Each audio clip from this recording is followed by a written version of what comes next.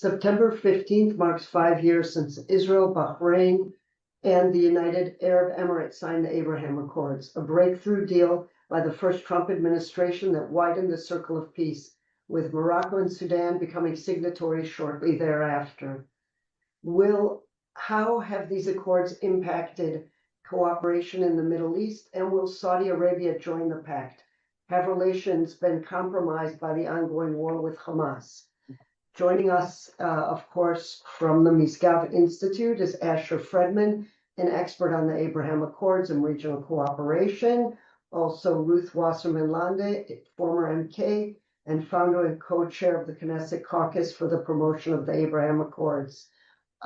Let's start with ladies first.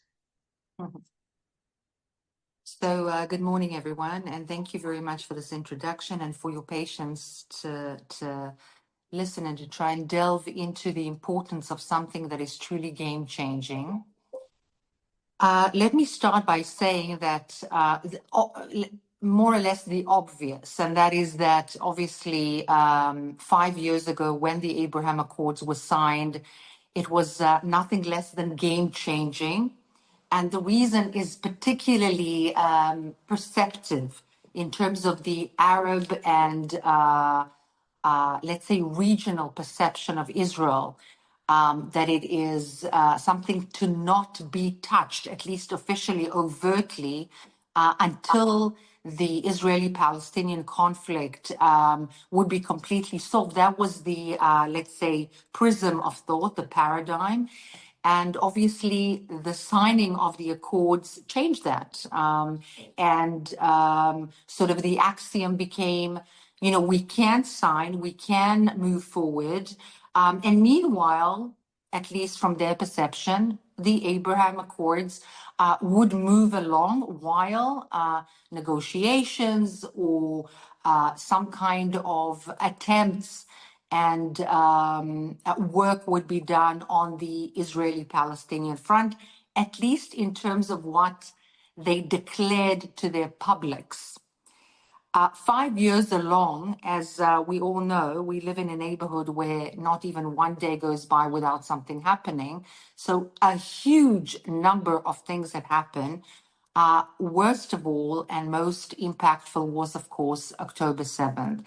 Now, before I come to October 7th and what's happening after, I'd like to say that as an expert, particularly on Egypt, having lived there for 3 years and served as the deputy ambassador, really feeling and smelling and touching the culture and the everyday perceptions of the street, which I think is very important. We're talking about 120 million person country right next to Israel. Obviously, I'm not telling you a secret. The normalization was very, very far away from describing that kind of accord between Israel and Egypt for over 4 decades. In fact, it was very cold when the Abraham Accords were signed. And the Abraham Accords and moving forward and the economic cooperation and the beginnings of a normalization with the Abraham Accords countries did do something for the Israeli-Egyptian relationship and for the Israeli-Jordanian relationship.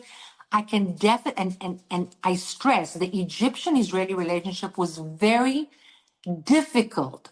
Yes, very strategic, very important, very security-oriented. I'm talking about 2020, but very difficult in terms of the perception of the Egyptian on the street. What is Israel? And I stand behind my words and I say, Israel is and was perceived as the enemy, which is a very difficult thing to say after 4 decades of a peace agreement. And the Abraham Accords did do something. What did they do? We saw a gradual change in the curriculum, in the educational system, which is the heart of the heart, the very soft, let's say, sovereign power of the Egyptian regime. And yes, there was a beginning of a change in the elementary schools, of more tolerance, of more acceptance, putting down and making away with statements about anti-Semitism, anti-Zionism, and so on. And this was a very positive beginning. After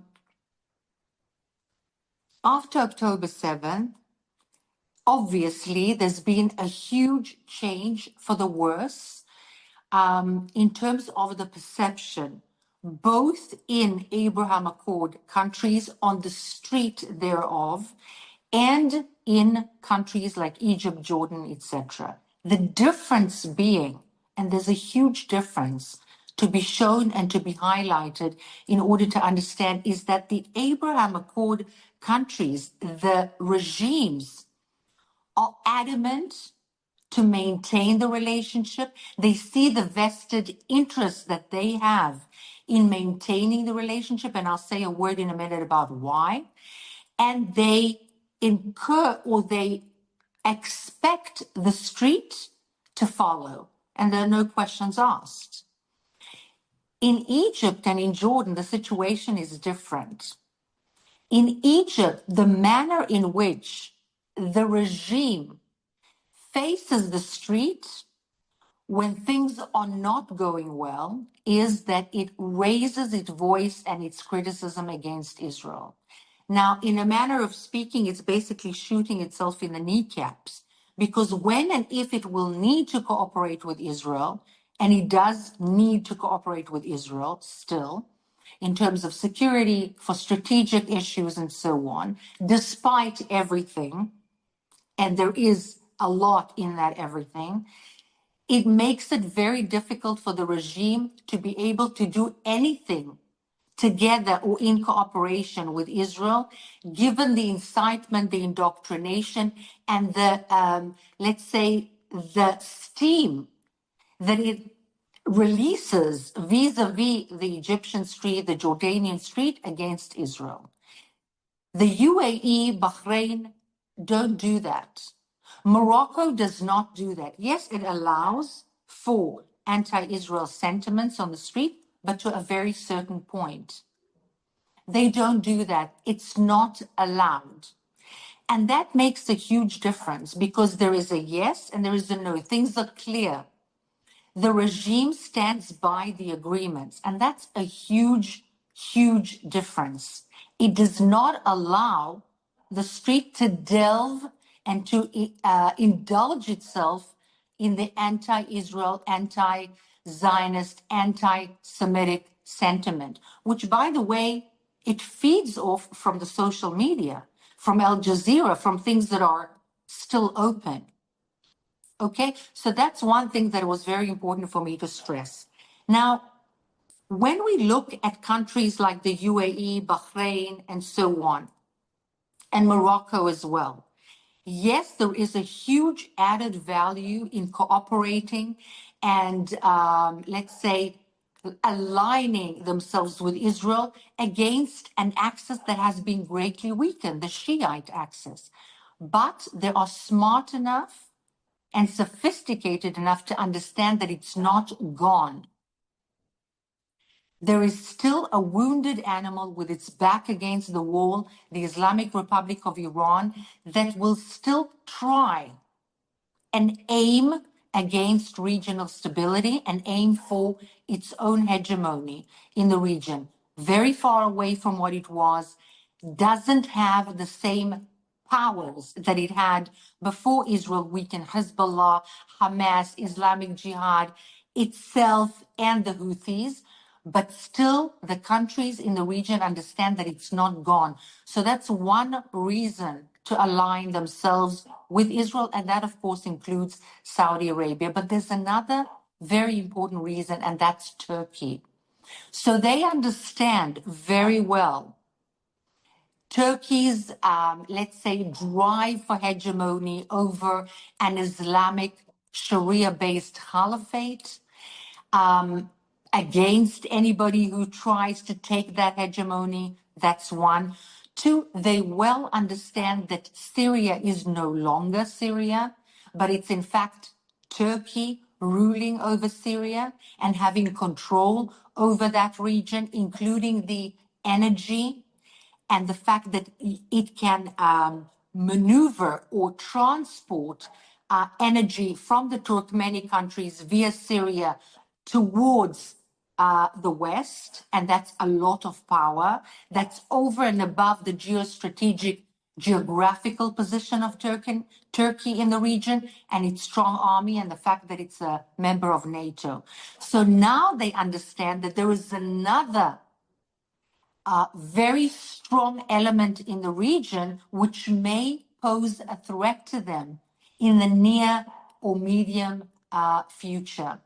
And this is a very big thing because they understand that together with the financial capability of Qatar, this is a Muslim Brotherhood supporting element in the region, growing much stronger because of the weakening of the Shiite axis, because of the overtaking of Syria and what I had said before, and because of the financial capabilities of Qatar lending their hand to Turkey and its quest for regional hegemony, and therefore another reason for aligning themselves with Israel. However, they are not, at least Saudi Arabia, to my understanding and analysis, is not overly happy with what is going on and the pressure from the street. Why am I saying that? Because I believe that Saudi Arabia will move forward and has already placed its bets on signing an agreement with Israel, together with the United States. I've said that before, and I'm saying it again now. What worries Saudi Arabia is that it needs Israel on the one hand. It doesn't want Israel as too strong. It needs a strong Israel. Nobody needs a weak Israel at all. And the second that Israel will show itself in its weakness, they'll throw it off the table without thinking twice. It almost happened after October 7th. It was almost there. And the sentiments from Saudi Arabia and other Arab countries were according to that. But they don't want it overly strong, overly successful. And that's something to look out for. So it is a strategic, important, forward-looking mechanism that Israel should and must strive for, given particularly what is happening in Syria and the overtaking of Syria by Turkey, threatening Israel very directly, but also threatening Saudi Arabia, the United Arab Emirates, and like-minded countries. Very important alliance to be made economically and strategically with Saudi Arabia and the UAE and other countries. And yet Israel must be very aware that the prices to be paid for such an alliance cannot be against the core values and interests of the State of Israel. And that's a very, very gentle balance. Very gentle, very fragile, and very easily moved. And when I say that, I point very specifically at Qatar. Qatar has been ousted from the regional club, but it has returned, by the way, with Israeli blessing several years ago. Very fragile, very difficult to maneuver right now, particularly. And I'm not 100% convinced that Saudi Arabia, given the balance of interests, will take Israel's side over Qatar's side, despite the fact that its, let's say, sentiments towards Qatar are very negative. whatever they may say outwardly. So I leave it here, and I leave it open to questions after. But of course, Asher will reinforce and probably give a few more angles as per the Abraham Accords particularly. Thank you so much, Ruth. Asher, the microphone's yours. Thank you. Thank you so much for having me and for everybody for joining in. And thank you, Ruth, for that overview. As Ruth mentioned, after the Abraham Accords were signed between September and December 2020 between the UAE, Bahrain, Sudan, and Morocco, we saw this outpouring of people-to-people peace and cooperation in every imaginable area, from green hydrogen to neonatal cardiology to precision agriculture to space and satellites, and of course in defense and security as well. And then almost 2 years ago, October 7th happened, and there was a real question whether the Abraham Accords would survive. Certainly, if somebody had imagined a scenario of a seven-front, 2-year war with tens of thousands of Palestinians, civilians and combatants dying and widespread destruction in Gaza, somebody asked, would the Abraham Accords have survived? That would have been a fair question. And 2 years later, we can say with certainty that they have survived, they have proven resilient. The ties have remained stable on the diplomatic, on the defense and strategic, and on the trade level as well.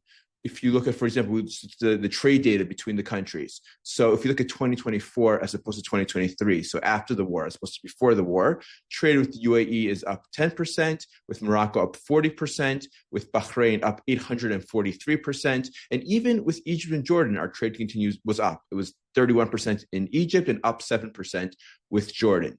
We've looked now at the 2025 numbers. We have them for the first half of 2025. We don't yet have the third quarter of 2025. Trade with the Morocco, Egypt, and Jordan continues to climb. The trade with UAE and Bahrain has slowed, but it's returned to 2023 numbers. So we don't see any kind of collapse. We see a return to the pre-war numbers. But of course, trade and security and diplomacy is only a piece of the story, because what made the Abraham Accords so special was not just the trade ties, but really the people ties, the cooperation, the war and peace. And that to a degree we've seen that certainly scaled back. A lot of it has gone under the surface in terms of what we saw beforehand, the people-to-people ties. So if we stop when we take an evaluation of where we've been and where we're going. So over the last 5 years, there's been over 50 agreements, governmental agreements, signed between Israel, the UAE, Bahrain, and Morocco. Israel was the second country that the UAE signed a free trade agreement, or what's known as a comprehensive economic CEPA, a comprehensive economic something agreement. If you look at trade between Israel and all its Abraham Accords and peace partners, 2021 as compared to 2024, we see a growth of 126%. But the question really is now that President Trump has returned to the White House, President Trump went to the Middle East and deepened, strengthened relations between the United States and the Gulf countries. Where do we go from here? How do we restore momentum towards Abraham Accords, deepening the Abraham Accords into expanding the Abraham Accords? And this is, of course, something at the Miskav Institute, where one of our senior fellows, Meir Ben Shabbat, the chair of the institute, was actually the person who signed on the Abraham Accords. Ronen Levi Maoz, who I think you may have met, was one of the key figures in the Abraham Accords. So it's an area where we at the Miskav Institute are particularly focused, both internally in Israel, but also vis-a-vis the governments of the region and also in the West as well. So if we look forward, how do we move forward? I think there are a few different ways. As you probably recall, in September 2023, the G20 meets in India, and they signed the MOU for the India, Middle East, Europe Economic Corridor. And it's signed by Saudi Arabia, by UAE, by EU, by the United States. And Israel's not a signatory, but Israel's mentioned in that document as a key node in this a corridor of energy and trade and communications stretching from east to west. Now, as you may recall, in July 2022, when Saudi Arabia gave permission for overflights from Israel over its territory. It didn't say this because we want to draw closer to Israel. It said we want to be a global logistics hub, transportation hub, so therefore we have to allow all air carriers to use our airspace. Conceivably, if by advancing this India, Middle East, Europe corridor, which would likely start as trade, but would include energy and communications and digital connectivity and potentially green hydrogen and a host of other ways of connection, this would be a way for Israel and Saudi Arabia and other countries to increase their cooperation, given the negative public opinion that we've seen in the Arab world at the current time due to the war. Clearly, U.S. involvement, the involvement of other partners that are interested in promoting Abraham Accords ties, India, the EU, others are going to be very important.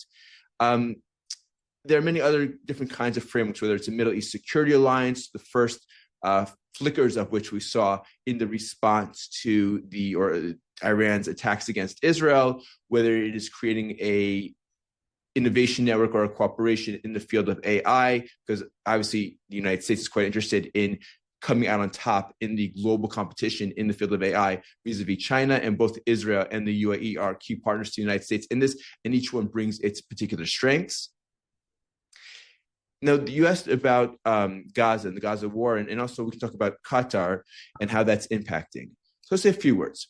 First of all, these regimes, UAE, Bahrain, Saudi Arabia, Morocco as well, Morocco has a problem more with Iran and Algeria and Hezbollah and the Polisario. But these other countries see the Muslim Brotherhood as perhaps the enemy that threatens them to the greatest extent. And I've heard from officials from these countries that they will be very happy if and when we truly deal a decisive blow to Hamas and show the region that a territory run by the Muslim Brotherhood, run by Hamas, is a failure. On the other hand, these countries very much value stability. Stability is critical for their economic development, for bringing people becoming the capital of capital, bringing people from around the world to establish their businesses and their investments in the region. And the multi-front war, and as a microcosm, the strike on Qatar appears to be a very significant threat. It certainly is a very significant threat to regional stability and to the stability of the country. And that's a major concern for these countries. And I think part of the reason, as Ruth mentioned, there, as opposed to in the West, there's very little illusions about Qatar and about support for the Muslim Brotherhood, right? You can't watch Al Jazeera in Dubai because it's banned. But nevertheless, the last thing, these countries are quite concerned about the instability as represented by this strike. Looking at Gaza and a day after, two elements I want to mention quickly. One is there's going to be, again, whether it's Trump's Riviera or rebuilding Gaza in the Egyptian plan or whatever it might be, there's going to be a huge amount of reconstruction taking place in Gaza in the coming years, bringing in the role of the region, whether it's Saudi Arabia, UAE, Jordan, in that kind of reconstruction project, and the need to bring in vast amounts of materials is going to be critical, and that may be one element, and advancing that is going to require coordination with Israel. We've seen that these countries, UAE, Morocco, have been able to play a particularly prominent role, for example, in delivering humanitarian aid to Gaza because of the relationships and the trust that's been built with Israel, in ways that other countries have not been able to do. There are some, I would say, largely on the Israeli left, but not only, who have counseled that Israel can pull out of Gaza without Hamas being defeated. And don't worry, Egypt, the UAE will come in, they'll put boots on the ground, they will make sure there'll be a technocratic government. That technocratic government will disarm Hamas with the help of the UAE. That is I'll say clearly, is a fantasy. Yes, it's certainly true that if and when Hamas is no longer the dominant military and governing power in Gaza, which is a feasible goal, by the way, then these countries certainly could have a role. Morocco could have a role. Saudi Arabia could have a role, and likely would have a role in the administration of Gaza, the reconstruction of Gaza. There is no way that any of these countries are going to risk their soldiers to do the difficult and dangerous work of combating Hamas fighters in their tunnels, or capturing the weapons, the remaining weapons, the weapons workshops, blowing up the tunnels, only Israel will do that. And as long as Hamas, not as long as Hamas remains in power, Hamas could accept a technocratic government tomorrow. They don't care. As long as Hamas remains the dominant power de facto on the ground, these countries are not going to be part of the administration of Gaza. If and when that is no longer the case, then I think they could certainly have a role. I'm talking about Saudi Arabia, about Indonesia, about other countries, but I'll open up to questions. Thank you very much. If anyone has a question, please use the raise your hand sign on the Zoom. I have a quick question for you, Asher. How do you think the relationship with Israel and Turkey, or the lack of a relationship, affects other members of the Abraham Accords? Or does it not have an effect at all? Will it affect Saudi Arabia joining? Will it affect any of the other nations' involvements? Well, in a very practical level, one of the reasons that our trade, for example, with Bahrain jumped 800% was because since we're no longer getting some goods from Turkey, Israeli importers are looking for other markets. And that's been a positive thing for our ties with these other Abraham Accords countries. And by the way, that's also why, if you look at who's opposed to IMEC, the Chinese are actually okay with IMEC, and I can go into that if you want to know why, but the country that is most scared of IMEC is Turkey. And while India has been pushing IMEC, while the French, while the Italians have been pushing IMEC, while Israel's sort of been sleeping, but here at the Miskov Institute, we're trying to wake up the Israeli government and say, no, you really got to get your act together and do what needs to be done so that in a year from now, 2 years from now, we can be integrated in this incredible new regional bridge. The Turks have been working very, very hard to create a kind of alternative to IMEC, which they'd like to see go through Iraq and Turkey, and from there to the east. So Turkey is not just sympathetic to the Muslim Brotherhood and is seen as hostile in that sense by some of the countries of the GCC, but also on the economic level, it sees this growing GCC, Israel, U.S. alliance as a threat to its economic interests. The other thing to consider is, if you look at the energy ecosystem in the Mediterranean, Israel's exports of natural gas have gone from 4% to about 13%. 4 BCM billion cubic meters to like 13 billion cubic meters from 2021 to 2024, and there's a lot of potential.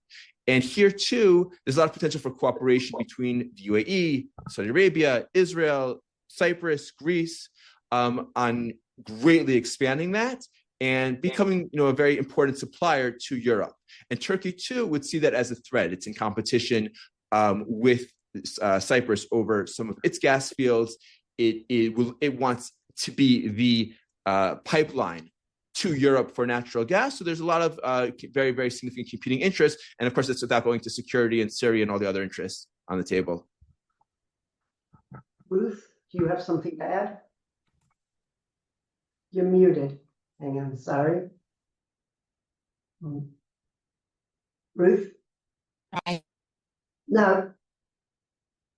Hang on, you're still muted. Okay, now got it. Okay, so Wonderful. Right. Thank you for asking that, because I think Turkey is a huge issue. It was an issue already for some years, and I'll steal 3 words from Asher with your permission. I'm asking for permission, so it's perhaps allowed. We were sleeping. We were sleeping with Turkey. I mean, this is a very significant issue, strategically, militarily, energy-wise, i.e., economically, and the most important of all, upon which all the rest lie, is the ideologically. It is a black or white kind of disagreement. It's not something that can be discussed or moderated in some way. It's a yes or no.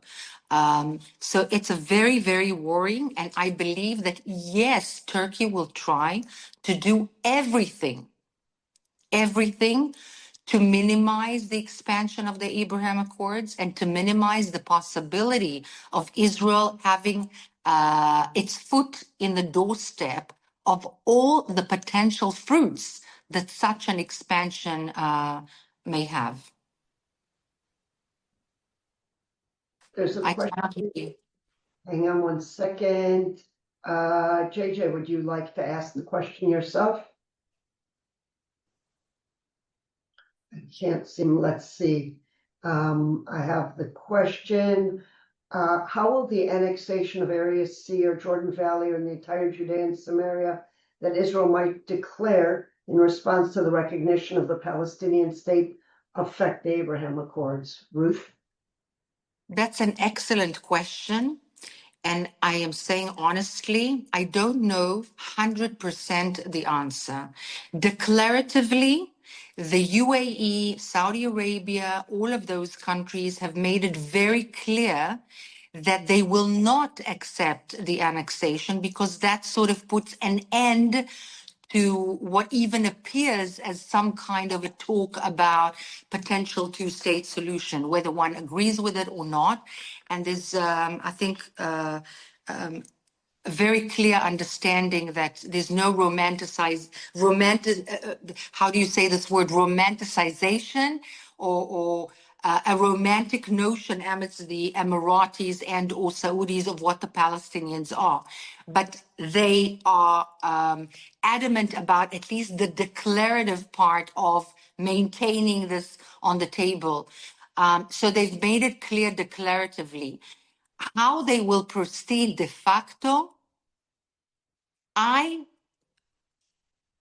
would like to say with an educated guess that it is still feasible despite annexation. But again, I want to, with humility, say that I am not 100% sure of this. I don't know whether they will be able and willing to weather this with their streets, because the leadership couldn't care less. On the contrary, I believe that they feel that the establishment of an armed Palestinian state may be detrimental to the stability of the region and hence not within their interests. But there is the public opinion, and I think that they do pay tribute to that public opinion. My educated guess is that it's not a make it or break it, but I want to be very cautious with my analysis. Asher, would you like to respond to that?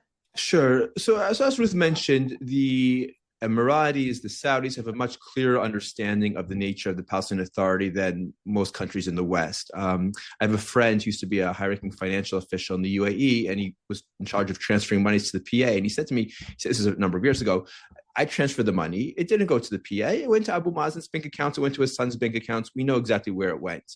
And that's why the UAE and the Saudi Arabia, at least until very recently, have largely ended their funding for UNRWA for the PA. It was Europe and to extent the United States under President Biden that was footing the bill, and for the most part not the countries of the region.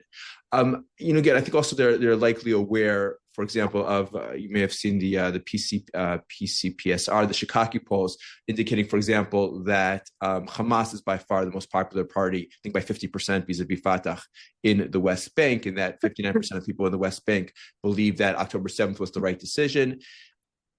I think that they look at that and they are, and we saw that also in the statements, for example, by Mohammed bin Salman before October 7th. Certainly, she's changed his tone very much after October 7th.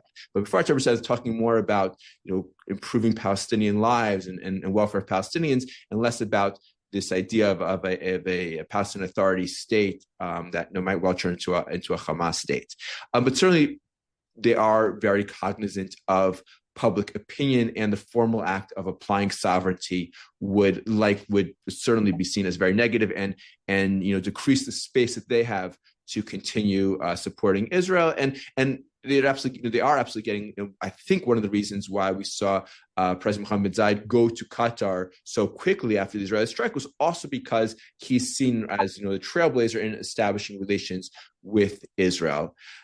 I think a lot of it will depend on what happens in the day after Abbas, which nobody knows. Will there be one stable Palestinian Authority? Will we see a diffusion of power among various Hamas and jihad and local terror groups and clans and hamulot and militias. And in that case, if a Palestinian state is no longer, a reality and even or an imagined, and anything that looks close to reality, then will they be more accepting of an Israeli changing? Will depend whether it's just in the Jordan Valley or the West Bank. I think it will be a challenge, but as Ruth said, I don't think that the relations will end. It certainly could lead to a situation where ties are, I would say, frozen, are not upgraded, are not expanded. And of course, the U.S. role here will be important too. To what degree the United States is giving clear and open support to such an